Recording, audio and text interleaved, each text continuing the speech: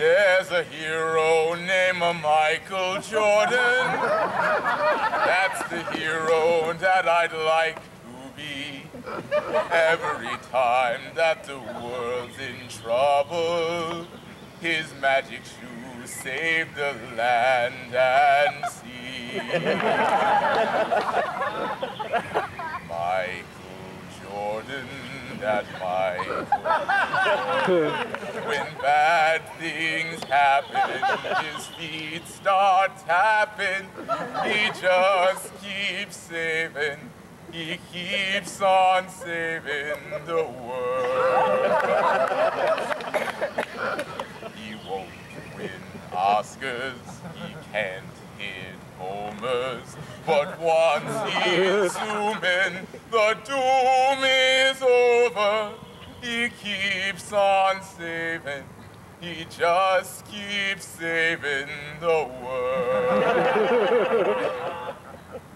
You and me, we're really sunk. Can't feel like Mike because we can't dunk. Say your prayers, kiss your ass goodbye. Better hope that Jordan's in the sky.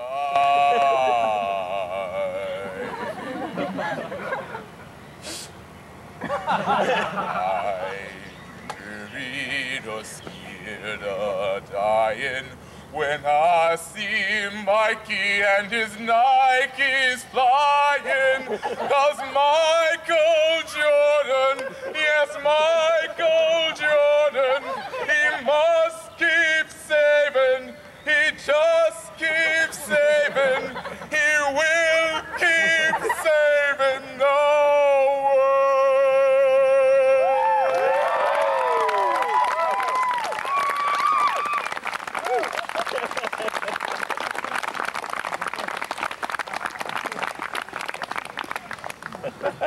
And now the sequel. Okay, Mike. Time for the sequel.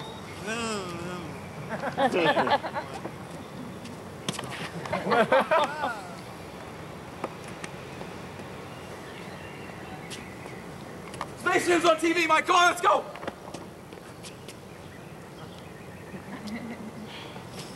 Don't forget this. Unless we all wake him up. You want to do it? Are you with me? Yeah! I said, are you with me? Yeah! Okay. Sequel. Sequel. Sequel. Sequel. Sequel. Sequel. Sequel. Sequel. Sequel. Sequel. Okay, everyone, that was terrible. We're going to do that again. And we're going to really wake him up this time. Jordan, everyone. Jordan. Jordan. Jordan. Jordan.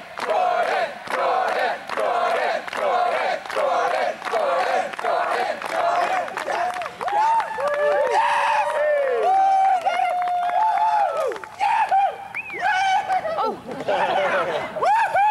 Show me the money!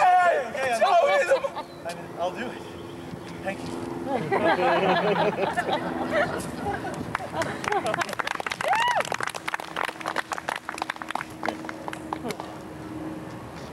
So a few months ago, Michael Jordan calls. Actually, he didn't call me, his people called. Michael Jordan actually owns people.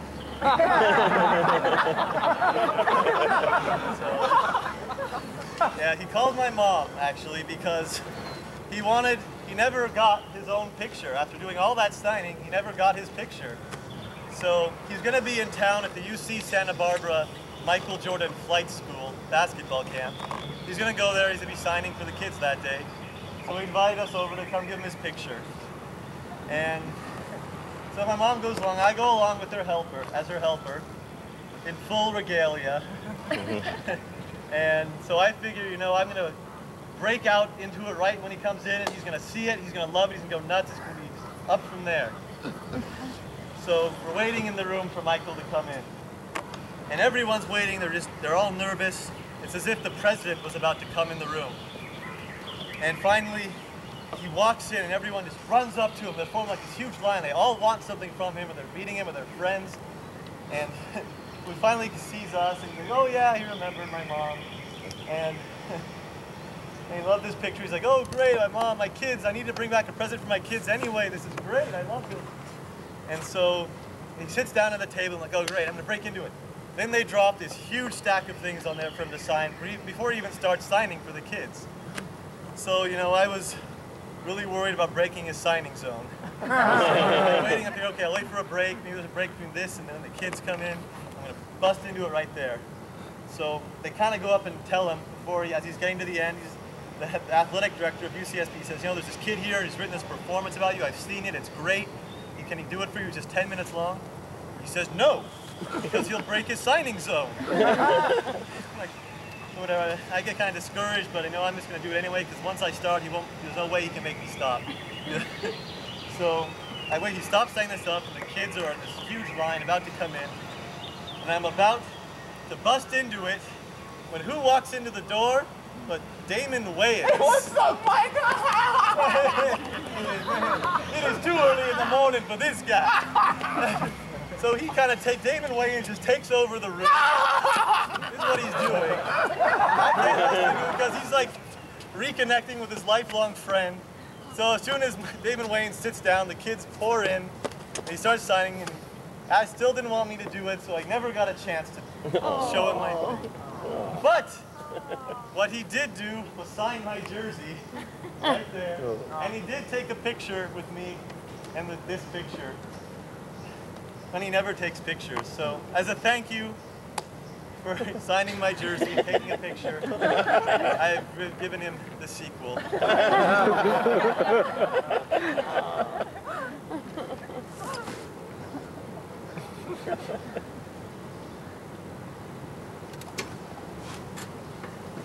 Now before I start, I have to go over one vocabulary thing with everyone. Does anyone know what an urn is? E-R-N-E? That's another word for an eagle. An urn. Poetic word for an eagle. And also, you know at the end of Midsummer Night's Dream, Puck has his speech, if we shadows have offended, think but this and all is mended, that blah blah blah was but a dream. Well, imagine like I'm doing that before this show. If anyone's offended by anything you see here, it's all just a dream.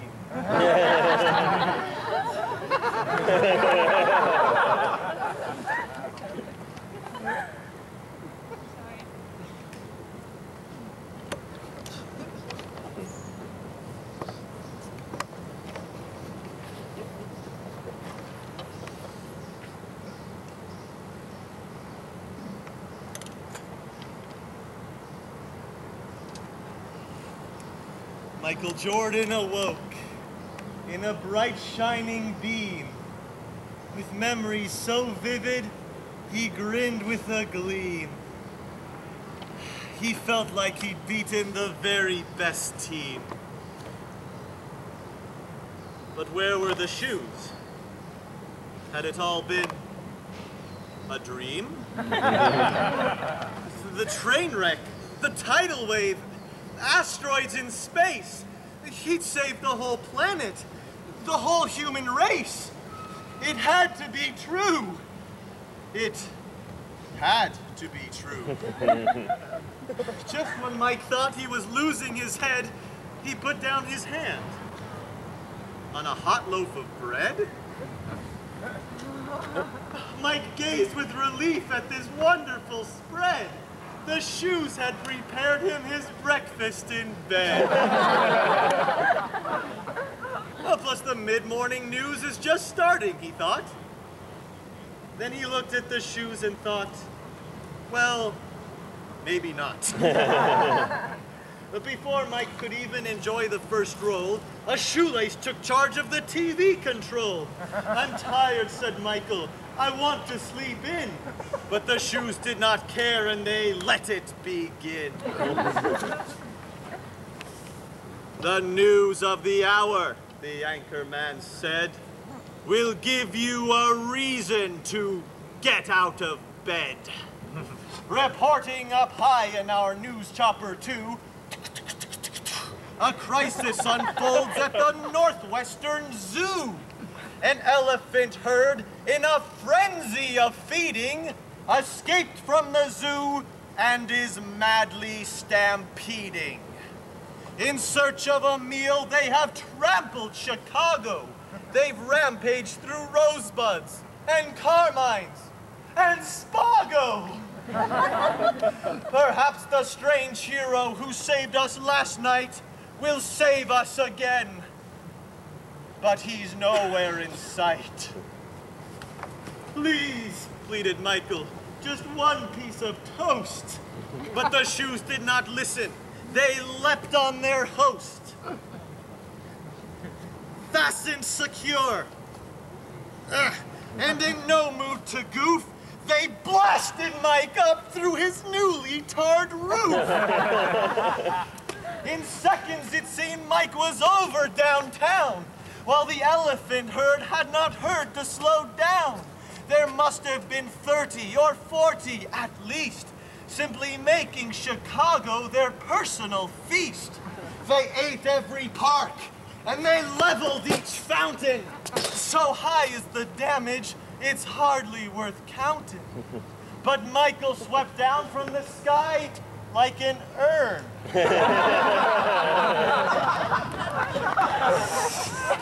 And he hovered in front of the head pachyderm. Halt, proclaimed Michael. Go back to the zoo, or these shoes will do things I don't want them to do. The animal stared in surprise and disgust, then knocked Mike aside with a thrust of its tusk. Oh! Yes, Michael was hurt, but he gathered his clout. He shouted, "Hey, elephant, you just fouled out." Mike leapt from the ground with a burst to zoom up. But the shoes did not zoom. They went sput, sput, sput, sput. Mike yelled, "Don't give up, I'm the one in control." Then he noticed with horror a hole in the sole. A paper popped out from the heel like a spout. It read, "Shoe malfunction, all engines are out." But Mike had no time to think what to do next, as an elephant foot nearly stepped on his chest. The herd turned around and was marching towards him. All 40 were angry and trying to gore him. Mike rolled to the side. Though his shoulder was frail, then he jumped and he grabbed on the front runner's tail. He was thrashed, he was whipped, but he held to his grip. Then he flipped through the air and fell onto its hip. He grabbed on the fat and crawled onto its back. Then frightfully noticed what lay in its track. At the end of the street stood the great Wrigley Field. They must smell the peanuts, Mike smartly revealed. Suddenly, the elephants gathered and sounded their call. Then charged like an army and smashed through the wall. The cubs halted playing. The crowd started roaring. A fan shouted gaily, "Who says baseball's boring?" And who is that man on the elephant's back? It looks like Air Jordan. But that guy's more black. Just a dream. Suddenly, the herd started marching where players were hitting, then stomped up the stands where the people were sitting. The shoes became loose, and they fell off Mike's feet. They danced to the dugout and transformed to cleats. They found a new host, and they flew on each foot. "Wow," said Sammy Sosa. "These shoes feel real good."